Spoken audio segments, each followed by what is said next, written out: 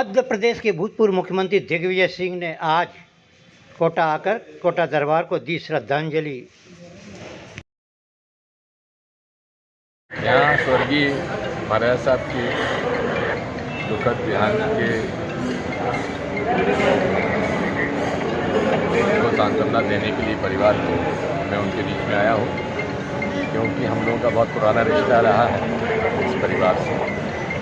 इसलिए मैं अपनी संवेदनाएं व्यक्त करने के लिए परिवार से मिलने आया हूँ।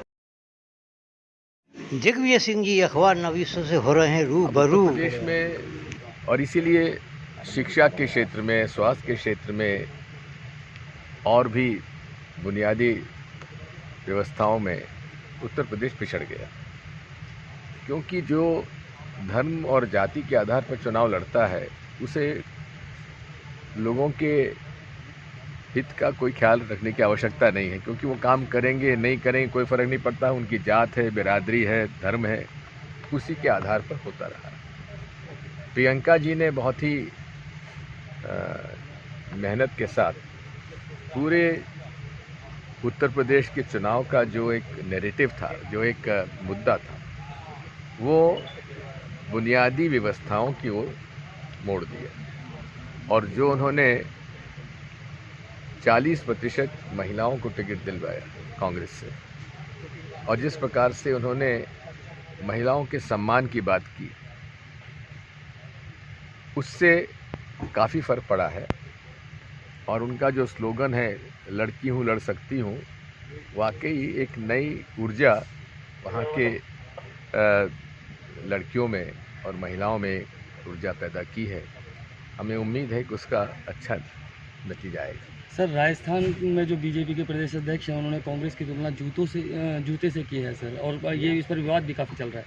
बात यह है कि उन लोगों की संस्कार संस्कृति ऐसी है, उनको न जूते से आगे कुछ लेना देना भी नहीं है, तो जैसी जो उनके संस्कार संस्कृति वैसी बात करते हैं। राजस्थान ब्रेकिंग न्यूज़ द्वारा नेहरू जी पर टिप्पणी पर क्या कह रहे हैं दिग्विजय सिंह?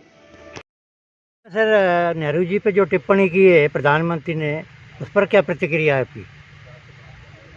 पंडित जवाहरलाल नेहरू वो हैं जिनका पूरा परिवार मोतीलाल जी नेहरू से लेकर और इंदिरा जी तक वर्षों तक जेल में रहे, देश की आज़ादी की लड़ाई लड़ी और यातनाएं सही, और सर्वत्र पूरा अपनी संपत्ति आदि सब उन्होंने राष्ट्र को समर्पित कर दी।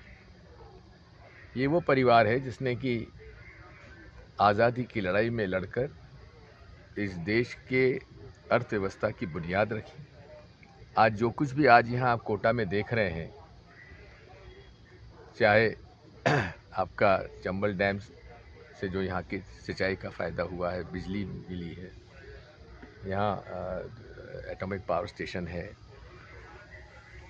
उद्योग लगे, ये सब कांग्रेस की देन है। मोदी जी जो हैं, जिस प्रकार से एक पिता के 2 बच्चे होते हैं, एक बेटा होता है जो कि अपने पिता द्वारा संचित संपत्ति को आगे बढ़ाता है, लायक बेटा पुत्र होता है, लायक बेटा होता है। दूसरा एक वो होता है कि अपने पिता की संपत्ति को बिगाड़ता है, बेच खाता है, ऐश और आराम की ज़िंदगी जीना चाहता है। तो जो 70 साल में राष्ट्र का निर्माण हुआ, उसे बेचने में ये लगे हुए हैं। कहते हैं 70 साल में कुछ नहीं हुआ। अगर 70 साल में कुछ नहीं हुआ तो बेच क्या रहे हो? ये केवल हर चीज़ के लिए पंडित नेहरू को ये जिम्मेदार ठहराते हैं। और खुद ने क्या किया? नोटबंदी से सबसे ज़्यादा बेरोजगारी बढ़ी है इस देश में।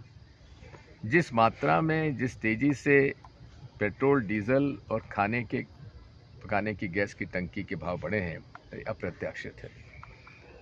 महंगाई बढ़ती चली जा रही है, बेरोजगारी बढ़ती चली जा रही है, और खुलेआम हमारी संवैधानिक संस्थाओं को उस पर अनैतिक तौर पे दबाव डालकर फैसले करवाए जा रहे हैं। इन्फोर्समेंट डायरेक्टरेट, आईटी, सीबीआई को एक राजनीतिक हथियार के रूप में उपयोग किया जा रहा है। धर्म को राजनीतिक हथियार के रूप में उपयोग किया जा रहा है। ऐसा प्रचार कर रहे हैं जैसे राम जी का अस्तित्व खत्म हो गया था, इन्होंने उसको उनको वापस स्थापित कर दिया।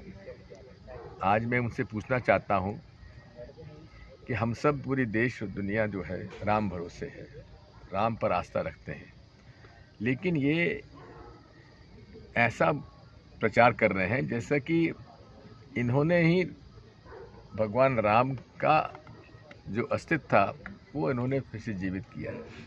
ऐसा नहीं है, इस गुमान में नहीं रहना चाहिए।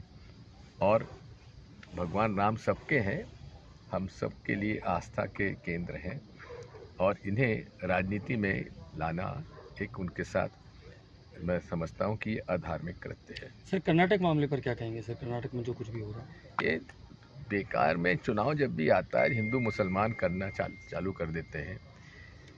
पहले एक तरफ तो कहते हैं बेटी पढ़ाओ बेटी बचाओ, और जो बेटियां पढ़ने जाती हैं उनको कहते तुम ये पहनो ये मत पहनो। ये सब चीज़ें नहीं होना चाहिए। हर धर्म के लोगों को अपने क्या कपड़े पहने नहीं पहने ये उन पर निर्भर करता है।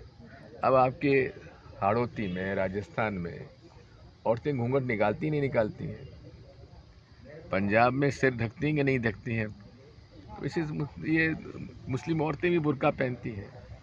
तो ये इस पर विवाद नहीं करना चाहिए।